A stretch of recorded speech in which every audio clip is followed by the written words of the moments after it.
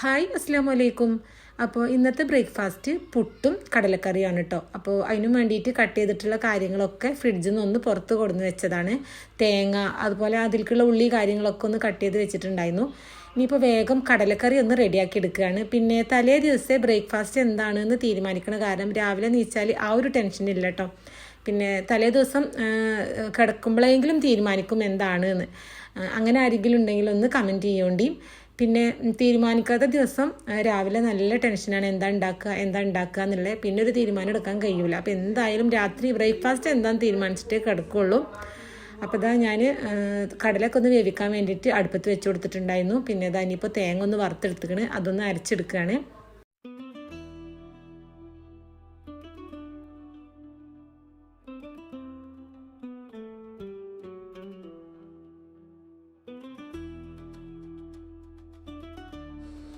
അങ്ങനെ ഇതാ പുട്ടും കറിയൊക്കെ റെഡിയായി. ഇനിയിപ്പോൾ ബ്രേക്ക്ഫാസ്റ്റ് കഴിക്കട്ടെ. അപ്പോൾ ഇന്നത്തെ വിശേഷങ്ങൾ ഇത്രക്കുള്ളൂ. അടുത്ത നല്ലൊരു വീഡിയോ ആയിട്ട് കാണുന്നത് വരെ എല്ലാവർക്കും അസ്സലാമു അലൈക്കും.